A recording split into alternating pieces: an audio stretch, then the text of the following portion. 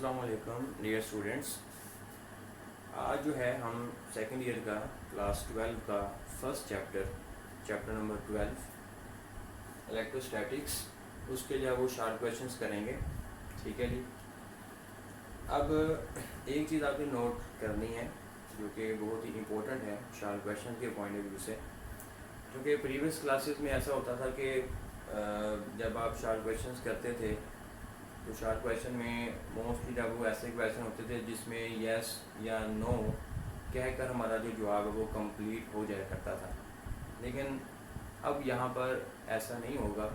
अब यहाँ पे आपको कुछ जब उसकी रीज़न्स देनी पड़ेंगी कि आप जो क्वेश्चन अटैम्प्ट कर रहे हो उसका अगर जवाब यस है तो उसकी रीज़न क्या है, उसका जवाब नो है उसकी रीज़न क्या है। तो आपने उसको थोड़ा सा एक्सप्लेन भी करना है, रीज़न भी देनी है कि जो क्वेश्चन आप अटैम्प्ट कर रहे हैं उसका जो जवाब है उसकी एक्चुअल रीज़न क्या है। तो आइए हम शार्प क्वेश्चन जो है वो स्टार्ट करते हैं। तो जो पहला शार्प क्वेश्चन है वो कुछ ऐसा है कि हमारे पास the potential is constant through a given region of space, कि हमारे पास किसी जगह पर जो पोटेंशियल है वो कांस्टेंट है।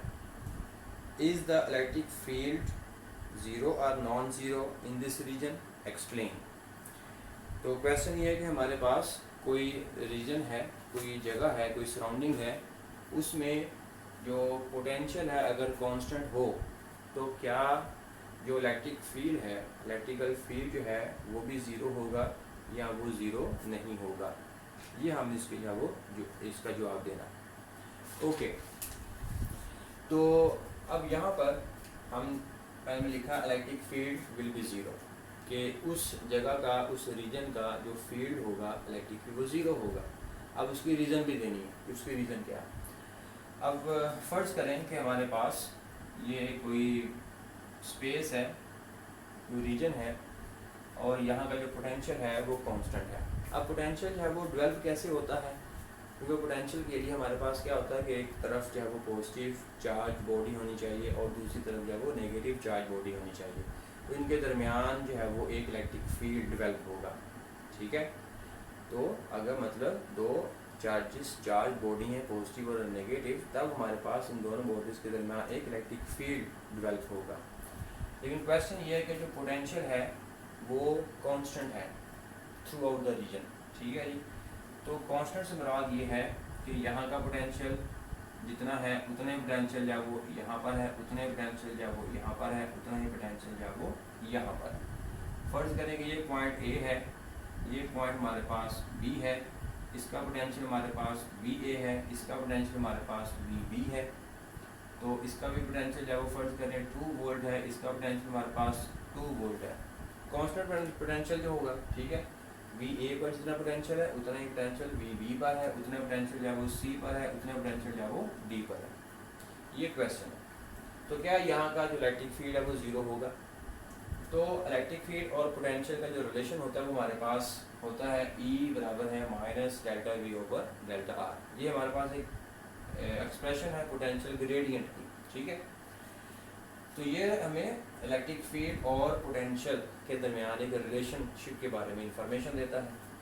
अब इन दोनों पॉइंट्स के दरमियान अगर हम पोटेंशियल डिफरेंस मालूम करना चाहें तो चूँकि दोनों का पोटेंशियल सेम है, इसलिए V A minus V B is equals to 2 minus 2 is equals to 0। तो मतलब जो पोटेंशियल डिफरेंस हमारे पास आया वो कितना आया, 0 के बराबर आया। अब यही पोटेंशियल डिफरेंस अगर मैं यहाँ पर पुट कर दूँ इस जगह पर, तो इलेक्ट्रिक फील्ड का जवाब हमारे पास क्या आ जाएगा, ऑटोमेटिकली 0 आ जाएगा। ठीक है, 0 over delta R, so is equals to 0। इसका मतलब कि अगर हमारे पास किसी गिवन रीजन में कोई पोटेंशियल या वो हर जगह पर कांस्टेंट हो तो वहाँ पर जो इलेक्ट्रिक फील्ड होगा वो कैसा होगा, 0 होगा। अब इसी क्वेश्चन के रिलेटेड एक और शार्प क्वेश्चन या वो MCQs भी बनता है कि इक्वी पोटेंशियल सर्फेसिस किसे बोलते हैं। इक्वी पोटेंशियल सर्फेसिस वो सर्फेसिस होती हैं जहाँ का पोटेंशियल जो है वो कांस्टेंट होता है, एक जैसा होता है। मतलब आप उस सरफेस के अलोंग अगर आप चलें तो आपको हर जगह का जो पोटेंशियल है वो एक जैसा मिलेगा। तो उस सरफेस को हम बोलेंगे इक्विपोटेंशियल सरफेस। ये भी एक अपनी बात याद रखनी है। ओके, उसके बाद क्वेश्चन नंबर 2 है। क्वेश्चन नंबर 2 है कि suppose that you follow an electric field line due to positive point charge, कि आप एक पॉजिटिव पॉइंट चार्ज से बनने वाले इलेक्ट्रिक फील्ड को फॉलो करते हैं। Do electric field and the potential increases और डिक्रीजेज। तो जब आप इलेक्ट्रिक फील्ड लाइंस को फॉलो करते हैं, उसके अलॉन्ग चलते हैं, तो क्या इलेक्ट्रिक फील्ड और पोटेंशियल डिक्रीज होंगे या इंक्रीज होंगे, ये क्वेश्चन है।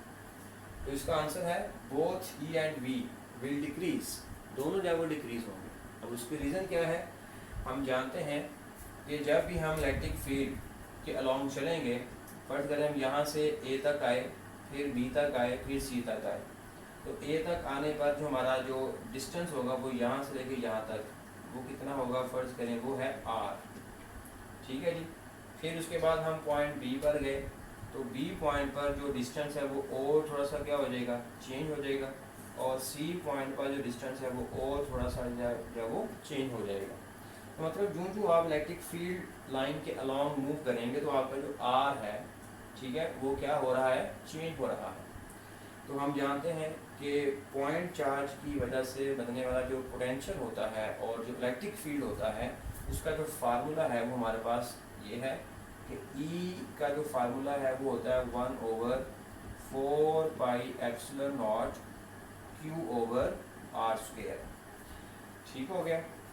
और जो पोटेंशियल होता है उसका जो फार्मूला होता है वो होता है V बराबर है 1/4 पाई एप्सिलॉन नॉट Q/r।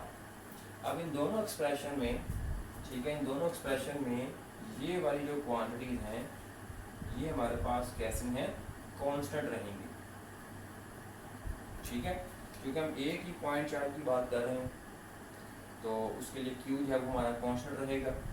4 पाई ये भी कांस्टेंट है, एप्सिलॉन नॉट जो मीडियम हम यूज़ कर रहे हैं, फर्ज करें एयर है तो वो उसकी जो वैल्यू है वो कांस्टेंट है। तो Q/4 पाई एप्सिलॉन नॉट ये वाले तमाम वैल्यूज़ कांस्टेंट हैं। बाकी जो बचा हमारे पास R, तो E का R के साथ जो रिलेशन है वो इनवर्स है, E is proportional to 1/r²। Similarly जो V है, V proportional to 1/r. So by increasing the distance, if we follow, अगर हम मूव करते हैं, फॉलो करते हैं इलेक्ट्रिक फील्ड लाइन के साथ साथ चलते हैं, तो हमारा R क्या हो रहा है, R बढ़ रहा है। तो अगर R बढ़ रहा है तो R के बढ़ने से दोनों वैल्यूज क्या हो जाएंगी, कम हो जाएंगी, ठीक है। यही हमारा क्वेश्चन था कि E और V जो हैं वो डिक्रीज हो जाएंगे अगर हम इलेक्ट्रिक फील्ड लाइंस के साथ साथ मूव करेंगे तो, ठीक है। ओके, उसके बाद अगला क्वेश्चन है तीसरा, how can you identify that which plate of capacitor is positively charged. Question ये है कि कैसे आप आइडेंटिफाई करेंगे कि कैपेसिटर की कौन सी प्लेट जो वो पॉजिटिवली चार्ज है। उसके लिए जो सबसे सिंपलेस्ट मेथड है वो हमारे पास ये है कि हम एक चार्ज्ड गोल्ड लीफ लेंगे, ठीक है, इलेक्ट्रोस्कोप, गोल्ड लीफ इलेक्ट्रोस्कोप लेंगे और उसको हम पहले क्या करेंगे, चार्ज करेंगे। तो हमने इसको चार्ज कर दिया, पॉजिटिवली चार्ज कर दिया, ठीक हो गया।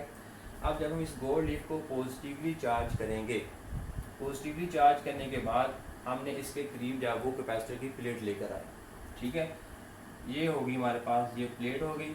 अब ये प्लेट जब वो हम लेकर आए, फर्ज करेंगे ये वाली प्लेट लाने पर हमने क्या देखा, हमने ये देखा कि ये जो प्लेट्स के दरमियान जो डिस्टेंस है, जो डाइवर्जेंस है, वो क्या है, कम होगी। सपोज करें कि वो कम होगी।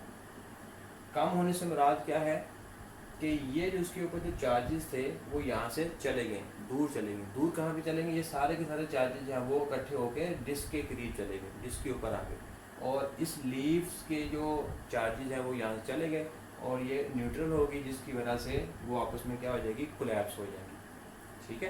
क्योंकि हमने क्या किया हुआ है, इसको पहले पॉजिटिवली चार्ज किया हुआ है। अगर हमने इसको पॉजिटिवली चार्ज किया हुआ है तो इसके जो लीव्स हैं उनमें थोड़ी सी डाइवर्जेंस रहेगी, ठीक है, क्योंकि सारे के सारा जो इलेक्ट्रोस्कोप है वो पॉजिटिवली चार्ज है, तो उसकी डिस्क के ऊपर भी पॉजिटिव चार्ज रहेगा, उसके लीव्स के ऊपर भी पॉजिटिव चार्ज रहेगा, तो जिसकी वजह से इनके जो लीव्स हैं इसके दरमियान जो डाइवर्जेंस है वो बरकरार रहेगी।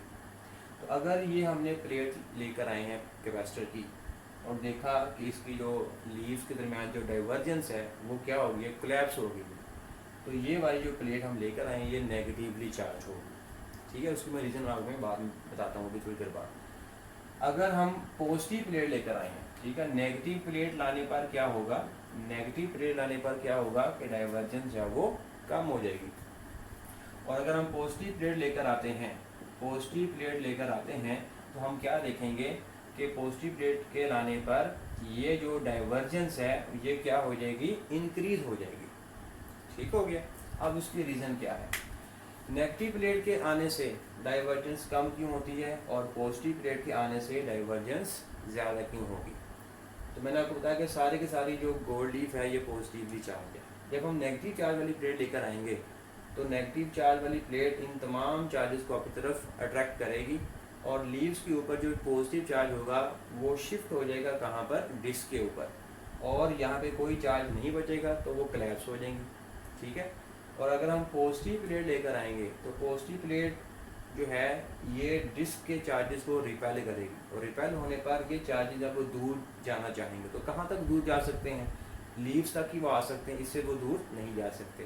तो लिहाजा ये सारे के सारे चार्जेस अब वो क्या हो जाएंगे, यहाँ पर आकर इकट्ठा हो जाएंगे, अकोमोडेट हो जाएंगे। ठीक है, तो पहले फर्ज करें अगर 4 चार्जेस हैं तो इसके चार्जेस भी यहाँ पर आगे तो और चार्जेस ज़्यादा हो गए, चार्जेस ज़्यादा हो गए तो फोर्स क्या हो जाएगी, बढ़ जाएगी, कूलम फोर्स। जब फोर्स बढ़ जाएगी तो वो डाइवर्जेंस जब वो और ज़्यादा पहले से ज़्यादा बढ़ जाएगी। तो इस तरह हम ये पहचान लेंगे कि आने वाली जो प्लेट है वो कैसी है, पॉजिटिवली चार्ज है। कैसे पता चला, उसकी डाइवर्जेंस से। अगर डाइवर्जेंस पहले से बढ़ जाएगी तो वो प्लेट कैसी होगी, पॉजिटिवली चार्ज होगी। ठीक हो गया, ओके। उसके बाद नेक्स्ट क्वेश्चन नंबर 4 है, डिस्क्राइब द फोर्स और forces on the positive point charges when placed between the parallel plates with similar and equal charges with opposite and equal charges। कहता है कि हमारे पास चार्जेस हैं, उसको हमने एक बार पॉजिटिव प्लेट्स के दरमियान रखा और फिर हमने उसको एक बार नेगेटिव अपोजिट चार्ज प्लेट्स के दरमियान रखा। जब सिमिलर प्लेट्स के दरमियान हम उसको रखेंगे तो क्या होगा, ये दोनों प्लेट्स जो हैं वो दोनों प्लेट्स क्या करेंगी, इस चार्ज के ऊपर फोर्स लगाएंगी। ये वाली प्लेट जब वो फोर्स लगाएगी टूवर्ड्स राइट, ठीक है, और ये वाली प्लेट फोर्स लगाएगी टूवर्ड्स लेफ्ट। क्योंकि दोनों प्लेट्स और चार्ज पॉजिटिव हैं, प्लेट और चार्ज पॉजिटिव हैं, सिमिलर चार्जेस हैं, तो रिपल्शन होगा। तो ये वाली प्लेट इसको राइट साइड पे भेजना चाहती है, ये वाली प्लेट इस चार्ज को लेफ़्ट साइड पर भेजना चाहती है। तो लिहाजा अब दोनों के मैग्नीट्यूड, दोनों प्लेट्स के ऊपर जो चार्ज का जो मैग्नीट्यूड है वो एक जैसा है, तो लिहाजा ये दोनों प्लेट्स इस चार्ज के ऊपर एक जैसी फोर्स लगाएंगे। ठीक है, लेकिन वो फोर्स जो एक जैसी होगी, मैग्नीट्यूड तो बराबर होगा उनका लेकिन डायरेक्शन अपोजिट होगी। तो ये केस कुछ इस तरह हो जाएगा कि एक ही बॉडी के ऊपर दो सिमिलर फोर्सेस लेकिन अपोजिट डायरेक्शन में लग रही हों, तो इस तरह से वो दोनों फोर्सेस एक दूसरे के इफेक्ट को क्या कर देंगी, कैंसिल कर देंगी। ठीक है, अगर एक ही बॉडी के ऊपर दो फोर्सेस इक्वल इन मैग्नीट्यूड लेकिन डायरेक्शन में अपोजिट हो तो वो दोनों फोर्सेस एक दूसरे का इफेक्ट कैंसिल कर देती हैं, तो जिससे जो रिजल्टेंट फोर्स आती है वो हमारे पास क्या आती है, 0 के बराबर आती है। तो लिहाजा यहाँ पर हम क्या देखेंगे, जो एफ नेट है, नेट फोर्स जो है, फर्ज करेंगे जो पहली प्लेट है उसने फोर्स लगाई QE, ठीक है, जो दूसरी प्लेट है उसने भी फोर्स लगाई QE, लेकिन चूंकि डायरेक्शन अपोजिट है तो लिहाजा यहाँ पर माइनस साइन आ जाएगा ए के साथ, तो इसका जो नेट फोर्स होगी हमारे पास क्या हो जाएगी, 0। ठीक हो गया। यहाँ पर क्या होगा, यहाँ पर ये पॉजिटिव प्लेट है, ये पॉजिटिव चार्ज है, तो पॉजिटिव प्लेट और चार्ज के दरमियान तो रिपल्शन होगी, नेगेटिव प्लेट और चार्ज के दरमियान अट्रैक्शन होगी। तो पॉजिटिव प्लेट इस चार्ज को राइट साइड पे फोर्स लगाएगी, नेगेटिव प्लेट इस चार्ज को भी राइट साइड पर फोर्स लगाएगी। मतलब दोनों प्लेट्स जो चार्ज के ऊपर फोर्स लगा रही हैं वो एक ही डायरेक्शन में लगा रही हैं। तो अगर किसी एक ही बॉडी के ऊपर दो या दो से ज़्यादा फोर्सेज एक ही डायरेक्शन में लग रही हों तो उनका रिजल्टेंट ज़ीरो नहीं होता। तो लिहाजा यहाँ पर जो नेट फोर्स है वो हम कैसे कैलकुलेट करेंगे। फर्ज करें कि ये QE फोर्स, ये वाली QE फोर्स लगाई है पॉजिटिव चार्ज ने, तो नेगेटिव प्लेट भी उतनी फोर्स लगाएगी जितनी फोर्स पॉजिटिव प्लेट लगा रही है, QE। लेकिन दोनों प्लेट जो फोर्स लगा रही हैं वो एक ही डायरेक्शन में लगा रही हैं, तो ज़्यादा इनका क्या हो जाएगा, सम हो जाएगा। तो इसका जो नेट फोर्स आएगी हमारे पास वो आएगी 2QE। ठीक हो गया। तो इस तरह जो है वो ये दोनों केसेस में हमने देख लिया कि किस केस में फोर्स ज़ीरो बन रही है और किस केस में फोर्स जो है वो ज़ीरो नहीं बन रही। ओके, ये इस तरह की बात है ना MCQs के अंदर भी पूछी जा सकती हैं आपको, या अपने 4 क्वेश्चन जो MCQs के अंदर भी इस तरह के जो है वो पूछे जा सकते हैं। तो लिहाजा इनको आपने MCQs के लिहाज से भी इसको प्रिपेयर करना है। उसके बाद 5वां क्वेश्चन है, electric line of force never cross वाई। इलेक्ट्रिक जो लाइंस हैं वो आपस में क्रॉस नहीं करती हैं। मान लीजिएगा अगर वो क्रॉस करती हैं, सपोज करें कि वो क्रॉस करती हैं, ये मैंने दो फील्ड लाइंस को मैंने क्रॉस करवाया और जहाँ पे वो क्रॉस कर रही हैं मैंने वहाँ पे कोई चार्ज Q रख दिया। अगर मैं यहाँ पे चार्ज Q रखूँगा तो ये वाला इलेक्ट्रिक फील्ड भी इस चार्ज के ऊपर फोर्स लगाएगा और ये वाला इलेक्ट्रिक फील्ड भी इस चार्ज के ऊपर फोर्स लगाएगा। मतलब एक ही पॉइंट पर चार्ज के ऊपर दो डायरेक्शन में फोर्स लग रही होंगी। तो हम जानते हैं कि जिधर भी फोर्स लगती है चार्ज उधर ही मूव करेगा। तो एक ही लोकेशन पर चार्ज एक है, लोकेशन एक है, लेकिन फोर्सेस दो हैं। तो अगर फोर्सेस दो हैं तो चार्ज को दोनों डायरेक्शन में जाना चाहिए, लेकिन ऐसा फिजिकल पॉसिबल नहीं है कि एक ही पॉइंट पर चार्ज है वो इधर भी जा रहा हो और इधर भी जा रहा हो, ऐसा मुमकिन नहीं है। इसी वजह से इलेक्ट्रिक फील्ड लाइंस जो हैं वो आपस में क्रॉस नहीं करती। ठीक है, अगर वो क्रॉस करेंगी तो एक ही लोकेशन पर इलेक्ट्रिक फील्ड्स की एक से ज़्यादा डायरेक्शन बन जाएंगी, जो कि पॉसिबल नहीं है। तो यही मैंने आंसर लिखा है इसका, electric line never cross each other. If two lines cross each other than E will have more than one direction. तो E की जो है वो एक से ज़्यादा डायरेक्शन हो जाएंगी, which is physically not possible, जो कि फिजिकली पॉसिबल नहीं है। ये क्वेश्चन बहुत दफ़ा पेपर में आ चुका है, बहुत इंपॉर्टेंट भी है। MCQs में भी ये क्वेश्चन आ चुका है, 4 क्वेश्चन में तो आता ही है, MCQs के अंदर भी आपको ये 4 क्वेश्चन आ सकता है। उसके बाद क्वेश्चन नंबर 6 की तरफ चलते हैं। क्वेश्चन नंबर 6 है, if a point charge Q of mass M is released in a non-uniform electric field lines pointing in the same direction, will it make a rectilinear motion? कि अगर हम एक charge Q है जिसका मास M है, जो कि नॉन यूनिफॉर्म इलेक्ट्रिक फील्ड जब वो में रखा हुआ है, तो क्या वो पॉइंट चार्ज है वो रेक्टिलिनियर मोशन बनाएगा। ठीक है, अब रेक्टिलिनियर मोशन से मुराद ये है कि लीनियर मोशन समझ लें आप। ठीक है, एक ही डायरेक्शन में होने वाली मोशन। अब अगर हम किसी भी चार्ज को इलेक्ट्रिक फील्ड में रखते हैं, अच्छा पहले नॉन यूनिफॉर्म फील्ड क्या होता है। नॉन यूनिफॉर्म फील्ड से मुराद ये है कि जैसे जहाँ पर इलेक्ट्रिक फील्ड की जो स्ट्रेंथ है वो हर जगह पर एक जैसी ना हो। ठीक है, उसको हम नॉन यूनिफॉर्म इलेक्ट्रिक फील्ड बोलते हैं। उसको हम डायग्राम में कैसे ज़ाहिर करेंगे, डायग्राम में हम उसको ऐसे ज़ाहिर करेंगे, मतलब कुछ एरिया पर मैंने फील्ड लाइंस को करीब रखा, कहाँ पे कहीं पे दूर रखा। ठीक है, इस तरह ये उनकी रिप्रेजेंटेशन हो जाएगी। इसको ज़ाहिर कैसे करेंगे, या अगर कोई भी पॉइंट चार्ज है, कोई चार्ज है, उसका अपने इर्द गिर्द जो फील्ड बनाता है, अगर पॉजिटिव चार्ज की बात करें सिंगल, और अगर सिंगल नेगेटिव चार्ज की बात करें तो अपने इर्द गिर्द जो फील्ड बनाएगा वो नॉन यूनिफॉर्म कहलाएगा। अब इस नॉन यूनिफॉर्म इलेक्ट्रिक फील्ड में हमने चार्ज Q को रखा। अगर हम चार्ज Q को रखते हैं, फर्ज करें कि ये हमारे पास इलेक्ट्रिक फील्ड है, हमने इस इलेक्ट्रिक फील्ड में एक चार्ज को रखा यहाँ पर।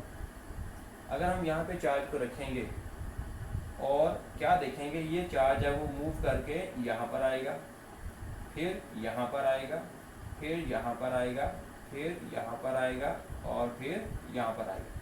मतलब ये एक स्ट्रेट लाइन मोशन करता हुआ दिखाई देगा, स्ट्रेट लाइन मोशन करता हुआ दिखाई देगा, which is also called rectilinear motion. ठीक है, अगर ये क्यू चार्ज है, नेगेटिव भी हो तो तब भी करेगा। तो इस तरह जो है वो, अगर हम किसी भी चार्ज को किसी इलेक्ट्रिक फील्ड में प्लेस करते हैं तो हम क्या देखेंगे, वो मोशन कैसी बना रहा होगा, वो एक लाइन के अलोंग चल रहा होगा, वो हमें एक लाइन के अलोंग मूव करता हुआ दिखाई दे रहा होगा। सो वो रेक्टिलिनियर मोशन बनाता है। ओके जी, 7वां क्वेश्चन है, is E necessary zero inside a charge rubber balloon if balloon is spherical. कहता है कि एक बालून है, ठीक है, स्फेरिकल है, तो क्या उसके अंदर जो इलेक्ट्रिक फील्ड है क्या वो ज़ीरो होगा। Assume that charge is distributed uniformly over the surface. कि हमारे पास एक बालून है, उसकी सरफेस के ऊपर हमने चार्ज को यूनिफॉर्मली जब वो डिस्ट्रीब्यूट कर दिया, तो क्वेश्चन ये है कि क्या उसके अंदर इनसाइड जो इलेक्ट्रिक फील्ड है क्या वो ज़ीरो होगा। ठीक है, तो अब इसका आंसर देते हैं यस। इसका आंसर है कि electric field inside our charge rubber balloon will be zero. अब इसकी रीज़न जो है वो हम गाउसेस लॉ के पॉइंट ऑफ व्यू से बताएंगे। तो ये एक तरह से गाउसेस लॉ की एप्लीकेशन भी है। ठीक है, जैसे कि हमने गाउसेस लॉ की जो फर्स्ट एप्लीकेशन हमने पढ़ी थी कि एक हमारे पास हॉलो स्फीयर है और उस हॉलो स्फीयर के अंदर हमने जो इलेक्ट्रिक फील्ड है उसकी इंटेंसिटी को मालूम किया था जो कि ज़ीरो के बराबर आई थी। ठीक है, तो उसी तरह का ये क्वेश्चन है, वहाँ पे एक हॉलो स्फीयर था, यहाँ पर एक बालून है, तो ये एक ही तरह के स्फीयर्स हैं। तो हम क्या करते हैं, अगर हमने इलेक्ट्रिक फील्ड मालूम करना हो इसके अंदर, तो हम सबसे पहले गाउसियन सरफेस ड्रॉ करते हैं। ठीक है, फर्ज करें ये पॉइंट पी है, हमने इस पॉइंट पी पर जब वो इलेक्ट्रिक फील्ड इंटेंसिटी को मालूम करना है तो हम एक गाउसियन सरफेस को ड्रॉ करेंगे और वो गाउसियन सरफेस जब इस पॉइंट में से भी गुजरती हो, तो ये हमारे पास हो गई वो गाउसियन सरफेस। ठीक है जी, ये गाउसियन सरफेस है जिसका रेडियस हमारे पास फर्ज करें आर है और जो बालून है उसका रेडियस हमारे पास जो है वो आर प्राइम है। ठीक हो गया, so r is less than r prime. तो इस कंडीशन पर हमने इलेक्ट्रिक फील्ड ई को मालूम करना है। तो हमने गाउसियन सरफेस को ड्रॉ कर दिया। अब जो हमारे पास गॉसेस लॉ होता है, गॉसेस लॉ की जो मैथमेटिकल फॉर्म है वो हमारे पास कुछ इस तरह से है कि phi E is equals to 1/एप्सिलॉन not multiply by q charge enclosed. कौन सा चार्ज लेना है, जो इनक्लोज है। किसके इनक्लोज है, जो गाउसियन सरफेस के अंदर होगा, ना कि बॉडी में। बॉडी के अंदर गाउसियन सरफेस के अंदर जो चार्ज होगा उसको हमने यहाँ पे पुट करना है। ठीक हो गया, फाई किसके बराबर होता है, फाई बराबर होता है ई ए बराबर होगा 1/एप्सिलॉन नॉट मल्टीप्लाई बाय। अब charge enclose in a Gaussian surface, तो ये हमारे पास गाउसियन सरफेस है डॉटेड। ठीक है, तो इस छोटे से स्फीयर के अंदर कोई चार्ज लाई करता है, आंसर है नो। चार्ज तो लाई कर रहा है बाहर वाली साइड पर, गाउसियन सरफेस के बाहर वाली सरफेस पे चार्ज लाई कर रहा है। ठीक है, लेकिन हमने चार्ज कौन सा लेना होता है, हमने वो चार्ज लेना होता है जो गाउसियन सरफेस के अंदर होता है। ठीक हो गया, तो लिहाजा गाउसियन सरफेस के अंदर कोई भी चार्ज इनक्लोज नहीं है, तो चार्ज क्या हो गया, ज़ीरो हो गया। तो चार्ज इनक्लोज हमारे पास क्या हो जाएगा, ज़ीरो। ठीक हो गया जी, तो राइट हैंड साइड हमारे पास क्या आ जाएगी, ज़ीरो आ जाएगी, तो ये बन गया ई ए इज इक्वल टू ज़ीरो। अब मैथमेटिक्स का रूल होता है कि अगर दो नंबर आपस में मल्टीप्लाई हो रहे हो तो उनका आंसर ज़ीरो आ रहा हो, जिसका मतलब ये है कि या तो पहला ज़ीरो होगा या दूसरा ज़ीरो होगा या दोनों ज़ीरो होंगे। ठीक है, लेकिन हम ये जानते हैं कि एरिया ज़ीरो नहीं हो सकता, क्योंकि इस गाउसियन सरफेस का ये जो गाउसियन सरफेस है इस ये स्फेरिकल की फॉर्म में बनेगी। ठीक है, और इस स्फीयर का एरिया ज़ीरो के बराबर नहीं है। तो हमें एक क्वांटिटी के बारे में हम श्योर हो गए कि ये तो ज़ीरो नहीं है, तो अगर ये ज़ीरो नहीं है जिसका मतलब ये डेफिनेटली ज़ीरो होगी, क्योंकि इन दोनों का जो प्रोडक्ट है वो ज़ीरो के बराबर है। तो हमें पता चल गया कि ये तो ज़ीरो नहीं है, क्योंकि सरफेस का एरिया तो कुछ ना कुछ तो होगा, ज़्यादा ए ज़ीरो नहीं है। अगर ए ज़ीरो नहीं है तो ऑब्वियसली ई किसके बराबर हो जाएगा, ज़ीरो के बराबर हो जाएगा। तो हम इसको लिख सकते हैं कि this imply that A is not equal to zero, so therefore E must be equal to zero. ठीक है, एरिया तो ज़ीरो नहीं है तो लिहाजा क्या ज़ीरो होगा, ई ज़ीरो होगा। तो साबित हो गया कि inside a charge rubber balloon electric field necessary zero. ठीक है जी, वो लाजमी ज़ीरो होगा। उसके बाद है क्वेश्चन नंबर 8 की तरफ। इज़ इट ट्रू, क्या ये ट्रू है, दुरुस्त है, that Gauss's law states that, Gauss's law की जो स्टेटमेंट है, the total number of lines of forces crossing any closed surface in the outward direction is proportional to the net charge enclosed within the surface। कहता है कि Gauss law की statement क्या है कि किसी भी सरफेस में से जो टोटल नंबर ऑफ लाइन जो होती हैं वो क्या, वो इस बात पे डिपेंड करती हैं कि जो हमने चार्ज उसके अंदर रखा हुआ है उसके मैग्नीट्यूड पर। ठीक है, क्या ये स्टेटमेंट ट्रू है? तो आंसर है यस, ये स्टेटमेंट ट्रू है। गॉस लॉ तो यही है कि अगर हम किसी भी क्लोज सरफेस के अंदर चार्ज को रखेंगे तो उस सरफेस का जो फ्लक्स होगा, जो फील्ड लाइन होगी, वो डिपेंड उसके अंदर रखे हुए चार्ज पे करती है। जितना आप चार्ज बढ़ाते जाएंगे इलेक्ट्रिक फील्ड लाइन जो है वो बढ़ती चली जाएंगी, मतलब फ्लक्स जो है वो आपका बढ़ता चला जाएगा। तो आंसर है यस, ये बात ट्रू है। ठीक हो गया कि चार्ज पे ही वो डिपेंड करती है। तो गॉस लॉ की स्टेटमेंट क्या होती है, phi is equals to 1/ε0 q enclosed. तो क्यू वो चार्ज है जो आपने सरफेस के अंदर रखा होगा। ये हमारे पास कोई सरफेस है, सरफेस कोई भी हो सकती है। ठीक है, वो सिमेट्रिकल शेप भी हो सकती है, वो कोई इरेगुलर शेप भी हो सकती है। फ्लक्स दोनों सर्फेसिस के लिहाज से सेम रहेगा।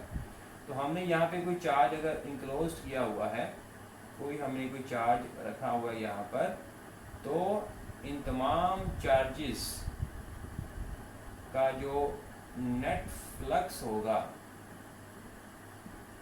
ठीक है, ये 6 के 6 चार्जेस मैंने बनाए हैं, इन 6 के 6 चार्जेस जो अपनी इलेक्ट्रिक फील्ड लाइंस बनाएंगे, वही इलेक्ट्रिक फील्ड लाइन इस सरफेस में से भी बाहर आती हुई दिखाई देगी, मालूम होगी। ठीक है, तो लिहाजा इस पूरी सरफेस का जो फ्लक्स है, जो नंबर ऑफ फील्ड लाइंस हैं, वो डिपेंड करती हैं कि आपने इसके अंदर जो चार्ज है वो कितना इनक्लोज किया हुआ है।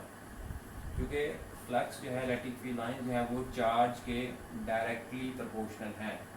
Phi E is directly proportional to Q enclosed. ठीक हो गया, तो यस, वो स्टेटमेंट जो है वो ट्रू है। उसके बाद लास्ट क्वेश्चन है, do electrons tend to go to region of high potential और ऑफ लो पोटेंशियल। कहता है इलेक्ट्रॉन, ये भी क्वेश्चन बड़ा इंपॉर्टेंट है। क्वेश्चन नंबर 9 जो है ये भी बड़ा इंपॉर्टेंट है, कई बार एग्जाम में जो वो आ चुका है कि जो इलेक्ट्रॉन्स होते हैं वो किस पोटेंशियल की तरफ जो वो मूव करना चाहते हैं। आया कि वो लो पोटेंशियल की तरफ जाना चाहते हैं या वो हाई पोटेंशियल की तरफ जाते हैं। सो आंसर है, जैसे कि इलेक्ट्रिक फील्ड लाइन हमारे पास कुछ ऐसे होती हैं, starts from a positive charge and terminate at negative charge. ठीक है जी, यहाँ पर कोई पॉजिटिव चार्ज प्लेट है, यहाँ पे कोई नेगेटिव चार्ज बॉडी है, इसके दरमियान एक इलेक्ट्रिक फील्ड है। अब हम इसके दरमियान हम कोई इलेक्ट्रॉन को क्या करेंगे, कोई नेगेटिव चार्ज पार्टिकल को या इलेक्ट्रॉन को हम यहाँ पर रखेंगे। तो जो ही हम इसको यहाँ पर रखेंगे तो क्या होगा, ये एक मोशन करता हुआ जो है वो किधर मूव करेगा, in the opposite to the electric field. whenever a negative charge particle is placed inside a electric field, the motion of electric field will be towards opposite to the electric field lines। ठीक है, negative charge हमेशा electric field lines के opposite move करेगा और जो positive charge है वो electric field line के अलोंग मूव करेगा। ठीक हो गया। अच्छा, तो क्वेश्चन उसका ये कि जो इलेक्ट्रॉन है वो किस तरफ जाना पसंद करता है, हाई पोटेंशियल की तरफ या लो पोटेंशियल की तरफ। तो आंसर है ये हमारा जो पोटेंशियल होता है पॉजिटिव ये हाई होता है, और जो नेगेटिव एंड होता है ये लो पोटेंशियल होता है। सो लिहाजा इलेक्ट्रॉन की मोशन जो है वो हाई पोटेंशियल की तरफ होगी ड्यू टू अट्रैक्शन। यहाँ से उसको रिपल्शन मिलेगी, यहाँ पे उसको अट्रैक्शन मिलेगी, तो लिहाजा वो डेफिनेटली किधर मूव करना चाहेगा, towards positive plate, towards high potential, opposite to the electric field. Thank you.